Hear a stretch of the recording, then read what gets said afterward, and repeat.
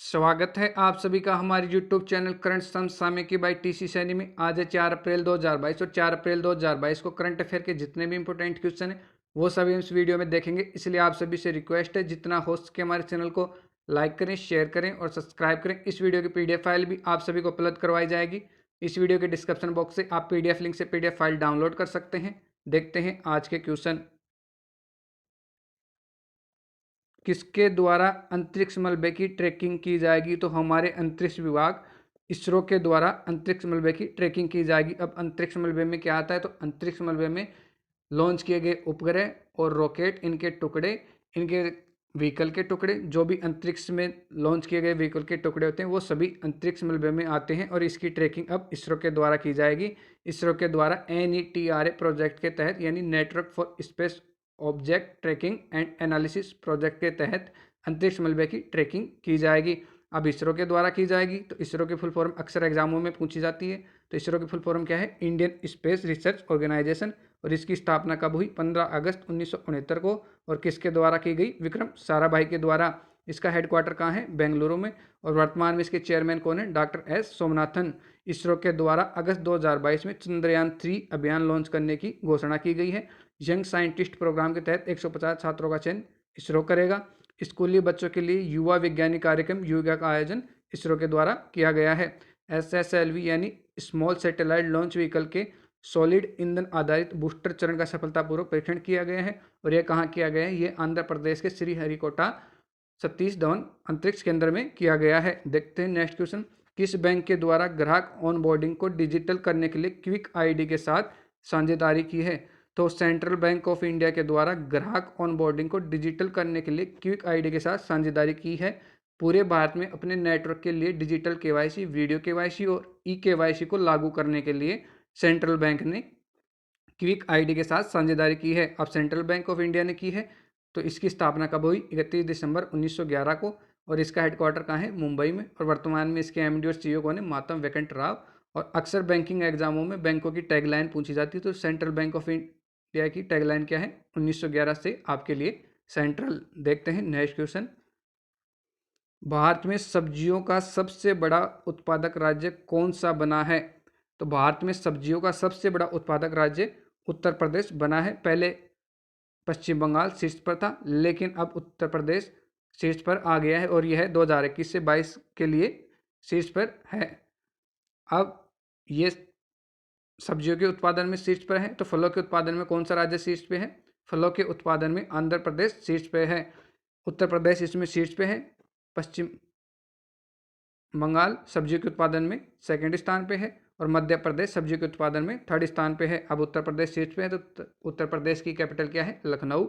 और वर्तमान में उत्तर प्रदेश के मुख्यमंत्री कौन है? तो हाल ही में योगी आदित्यनाथ उत्तर प्रदेश के फिर से मुख्यमंत्री बने। और गवर्नर यानी राज्यपाल कौन है? आनंदीबेन पटेल। अब लखनऊ, तो लखनऊ के नाम से एक क्वेश्चन ध्यान में आना चाहिए कि भारत का पहला कागज उद्योग लखनऊ में स्थापित किया गया था। अब देखते हैं उत्तर प्रदेश के बारे में और भी इम्पोर्टेंट फैक्ट। हाल ही में जल प्रबंधन प्रणाली में उत्तर प्रदेश शीर्ष पर रहा और इसके लिए इसे राष्ट्रीय जल पुरस्कार 2022 दिया गया। काकोरी कांड का नाम बदलकर काकोरी ट्रेन एक्शन किया गया। नोएडा हवाई अड्डे और फिल्म सिटी के बीच भारत की पहली पॉन्ड टैक्सी की शुरुआत उत्तर प्रदेश में की गई। 5 अंतर्राष्ट्रीय हवाई अड्डों वाला भारत का पहला राज्य उत्तर प्रदेश बना। हेल्थ ATM की शुरुआत उत्तर प्रदेश में की गई। जल जीवन मिशन के लिए 10,870 करोड़ रुपए उत्तर प्रदेश सरकार ने आवंटित किए। बाल सेवा योजना, सस्ती किराए की आवास योजना उत्तर प्रदेश सरकार द्वारा शुरू की गई। किसान कल्याण मिशन, सेव सिटी योजना उत्तर प्रदेश सरकार द्वारा शुरू की गई। उत्तर प्रदेश में केला महोत्सव मनाया जाता है। और उद्बिलाव की पहली बार गणना उत्तर प्रदेश में की गई। राजकीय पशु उत्तर प्रदेश सरकार द्वारा बारहसिंगा को घोषित किया गया। और हाल ही में बखीरा पक्षी अभ्यारण्य को 49वां रामसर साइट का दर्जा दिया गया। उत्तर प्रदेश में दूधवा नेशनल पार्क है, पीलीभीत टाइगर रिजर्व और कीटम झील है। और कीटम झील कहाँ है? आगरा में। और इसे रामसर साइट का दर्जा दिया गया है। देखते हैं नेक्स्ट क्वेश्चन। हाल ही में फर्म ईजी ने अपना ब्रांड एम्बेसडर किसे नियुक्त किया है? तो हाल ही में फर्म ईजी ये एक उपभोक्ता स्वास्थ्य सेवा ऐप है और इसके द्वारा अपना ब्रांड एम्बेसडर आमिर खान को नियुक्त किया गया है। अब देखते हैं वर्तमान में सुर्खियों में रहने वाले और भी ब्रांड एम्बेसडर। अबू धाबी की येस आइलैंड का रणवीर सिंह को बनाया गया है। NBA यानी नेशनल बास्केटबॉल एसोसिएशन के रणवीर सिंह को बनाया गया है। स्पोर्ट्स ब्रांड प्यूमा के ब्रांड एम्बेसडर जॉर्ज रसेल को। माई 11 सर्किल के शुभम गिल और ऋतुराज गायकवाड़। विंजो एक गेम प्लेटफॉर्म है और इसके महेंद्र सिंह धोनी को। फिनो पेमेंट बैंक के Pankaj Tripathi. Tata AIA life insurance के नीरज चोपड़ा। अरुणाचल प्रदेश के Sanjay Dutt. Equitas small finance bank की रानी रामपाल और स्मृति मंदाना। देश के मेंटर अभियान के सोनू सूद। केरल पर्यटन के पिया Sreejesh. Amway India brand ambassador के अमिताभ बच्चन और मीराबाई चानू। उत्तराखंड महिला और बाल विकास की वंदना कटारिया और उत्तराखंड के अक्षय कुमार। खादी प्राकृतिक पेंट के नितिन गडकरी। फिट इंडिया अभियान के सोनू सूद। अतुल्य भारत के श्री नरेंद्र मोदी। रियलमी के केएल राहुल। बेटी बचाओ बेटी पढ़ाओ इसकी तनिष्का कोटिया और रिद्धिका कोटिया, ये दोनों बहनें हैं। भारतीय एक्सल लाइफ इंश्योरेंस की विद्या बालन। देखते हैं नेक्स्ट क्वेश्चन।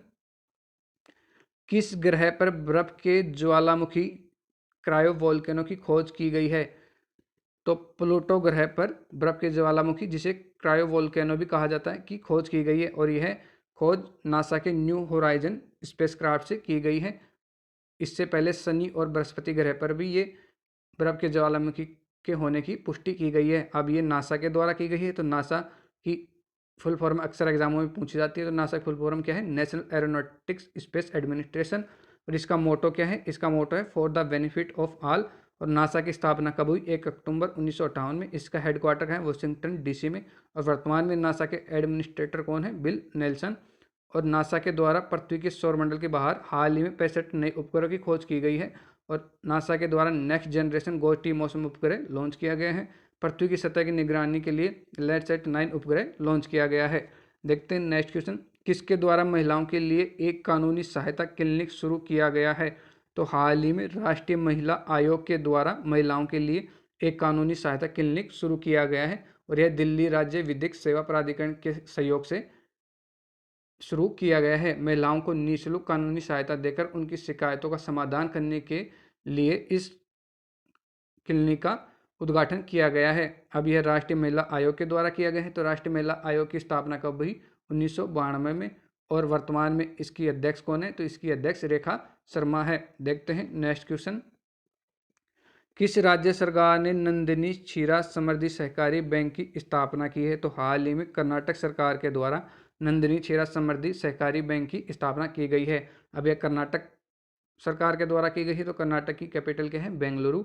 और वर्तमान में कर्नाटक के मुख्यमंत्री कौन है? बिस्वराज एस बोम्बई। और गवर्नर कौन है? थावरचंद गहलोत। अब देखते हैं कर्नाटक के बारे में और भी इंपॉर्टेंट फैक्ट। विनय समस्या पहल राज्य की ग्राम पंचायतों में जाति पूर्वाग्रह के खिलाफ जागरूकता बढ़ाने के लिए इस पहल की शुरुआत की गई। कर्नाटक सरकार ने 120 गांव के लिए पेयजल परियोजना को मंजूरी दी। Invest Karnataka global investor meet का शुभारंभ कर्नाटक में किया गया। दुनिया का सबसे लंबा रेलवे प्लेटफॉर्म कर्नाटक के हुबली में बन रहा है। राजस्व विभाग ने भूमि संरक्षण के लिए दिशा कैंप लॉन्च किया है। मेरी पॉलिसी मेरे हाथ अभियान कर्नाटक सरकार के द्वारा लॉन्च किया गया है और यह अभियान प्रधानमंत्री फसल बीमा योजना का एक हिस्सा है। भारत के पहले digital water data bank aquarium की स्थापना कर्नाटक में की गई। भारत का पहला एआई यानी आर्टिफिशियल इंटेलिजेंस और रोबोटिक्स टेक्नोलॉजी पार्क बेंगलुरु में लॉन्च किया गया है। ट्रांसजेंडर के लिए पुलिस में आरक्षण की घोषणा कर्नाटक सरकार के द्वारा की गई है। तीसरा भारत जापान संयुक्त अभ्यास पूर्व धर्म गोर्जन 2022 कर्नाटक के बेलगांव में आयोजित किया गया है।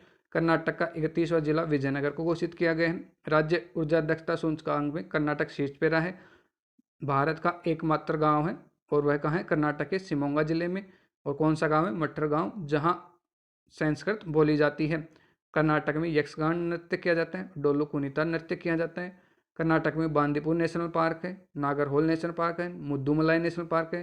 कर्नाटक में ब्रह्मगिरी वन्यजीव अभ्यारण्य है। काबिनी वन्यजीव अभ्यारण्य है। और कर्नाटक में अलमाटी बांध है जो कृष्णा नदी पर है और कृष्णराज बांध है जो कावेरी नदी पर है। देखते हैं नेक्स्ट क्वेश्चन। एनडीए के नए कमांडेंट कौन बने हैं? तो हाल ही में एनडीए के नए कमांडेंट अजय कोचर को बनाया गया है। जैसा कि आप इमेज में देख पा रहे हैं, ये है अजय कोचर और इन्हीं को एनडीए के नए कमांडेंट के रूप में अब नियुक्त किया गया है।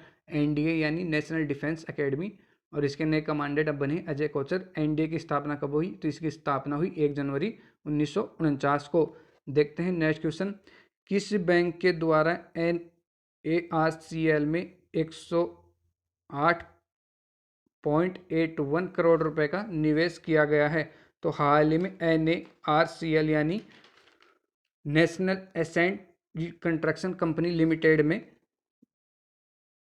बैंक ऑफ इंडिया के द्वारा इसमें निवेश किया गया है। देखते हैं नेक्स्ट क्वेश्चन। प्लास्टिक कचरे के रूप में PET बोतलों की आयात को फिर से अनुमति देने वाला पहला देश कौन सा बना है? तो PET यानी पॉलीएथिलीन टेरेफ्थलॉन बोतलों के रूप में प्लास्टिक कचरे के आयात को फिर से अनुमति देने वाला पहला देश अपना भारत बना है। गौरतलब है कि भारत ने 2019 से 3 साल के लिए प्लास्टिक कचरे के आयात पर प्रतिबंध लगा दिया था, लेकिन कचरे के संग्रह को फिर से बढ़ाने के लिए और भारत में प्लास्टिक कचरे की कमी आने के कारण इस आयात को फिर से अनुमति दी गई है और हमारे पर्यावरण मंत्रालय ने प्लास्टिक कचरे के प्रतिबंध को हटा दिया है। अब देखते हैं नेक्स्ट क्वेश्चन। खेलो इंडिया यूनिवर्सिटी गेम 2021 का लोगो, शुभंकर, जर्सी और गान किसने लॉन्च किया है? तो हाल ही में युवा मामले और खेल मंत्री अनुराग ठाकुर के द्वारा खेलो इंडिया यूनिवर्सिटी गेम 2021 का लोगो, शुभंकर, जर्सी और गान लॉन्च किया गया है और इनके साथ में कर्नाटक के राज्यपाल थावरचंद गहलोत भी थे और इनके द्वारा कर्नाटक के बेंगलुरु में श्री कोतरविया स्टेडियम में यह लॉन्च किया गया है और इसका थीम सॉन्ग कन्नड़ रैपर चंदन शेट्टी के द्वारा कंपोज किया गया है। खेलो इंडिया यूनिवर्सिटी गेम 2021 यह इसका दूसरा संस्करण है और यह कर्नाटक के बेंगलुरु में आयोजित किया जा रहा है और इसका पहला संस्करण 2020 में उड़ीसा में किया गया था। देखते हैं नेक्स्ट क्वेश्चन। प्रधानमंत्री नरेंद्र मोदी ने किस देश में सीमा पार ट्रेन सेवाएं और रुपए भुगतान प्रणाली का उद्घाटन किया है? तो प्रधानमंत्री नरेंद्र मोदी ने नेपाल देश में सीमा पार ट्रेन सेवाओं और रुपए भुगतान प्रणाली का उद्घाटन किया है। अब नेपाल में किया है तो नेपाल की कैपिटल क्या है? काठमांडू। और वर्तमान में नेपाल के प्रधानमंत्री कौन है? शेर बहादुर देवा। और राष्ट्रपति कौन है? विद्या देवी भंडारी। अब देखते हैं नेपाल के बारे में और भी इम्पोर्टेंट फैक्ट। हाल ही में शंकर प्रसाद शर्मा को भारत में नेपाल के राजदूत के रूप में नियुक्त किया गया। विश्व की सबसे ऊंची चोटी नेपाल के काठमांडू में है और कौन सी है? माउंट एवरेस्ट, जिसकी ऊंचाई है 8,848.86 मीटर। नेपाल की ट्रांसजेंडर कार्यकर्ता भूमिका श्रेष्ठ को इंटरनेशनल वीमेन ऑफ क्रेंज पुरस्कार से सम्मानित किया गया है और भारत के UPI सिस्टम को अपनाने वाला पहला विदेशी देश नेपाल बना। भारत और नेपाल के बीच सूर्य किरण अभ्यास आयोजित किया जाता है और ADB यानी एशियन डेवलपमेंट बैंक के द्वारा 60 मिलियन ऋण नेपाल को दिया गया। अब देखते हैं नेक्स्ट क्वेश्चन। उपभोक्ताओं को वित्तीय सुरक्षा प्रदान करने के लिए फोन पे आएगा। फोन पे के साथ किसने साझेदारी की है? तो उपभोक्ताओं को वित्तीय सुरक्षा प्रदान करने के लिए फोन पे के साथ मैक्स लाइफ इंश्योरेंस के द्वारा साझेदारी की गई है। यह एक जीवन बीमा पहल है और इसके लिए मैक्स लाइफ इंश्योरेंस ने फोन पे के साथ साझेदारी की है। देखते हैं नेक्स्ट क्वेश्चन। दुनिया के सबसे बड़े इलेक्ट्रिकल क्रूज शिप को किसने विकसित किया है? तो दुनिया के सबसे बड़े इलेक्ट्रिकल क्रूज शिप को चीन के द्वारा विकसित किया गया है। यह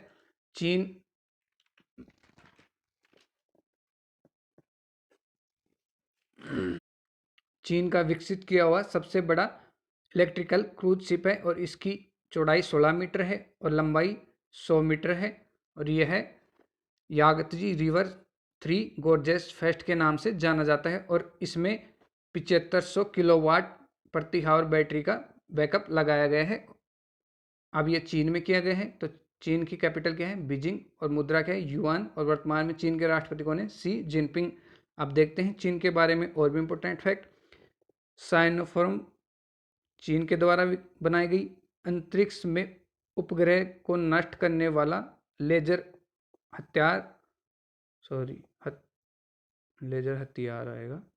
हथियार चीन ने विकसित किया। मार्स रोवर ज़रोग मंगल ग्रह पर सफलतापूर्वक उतारा।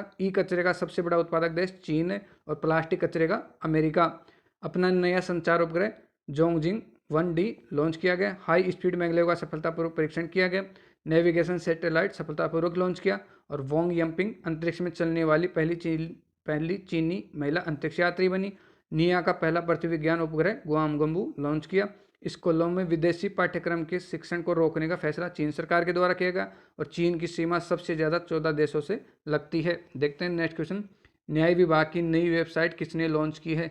तो न्याय विभाग की नई वेबसाइट किरेन रिजिजू के द्वारा लॉन्च की गई है। किरेन रिजिजू वर्तमान में हमारे कानून मंत्री हैं और इन्हीं के द्वारा न्याय विभाग की नई वेबसाइट लॉन्च की गई है। आज के लिए इतना ही, धन्यवाद।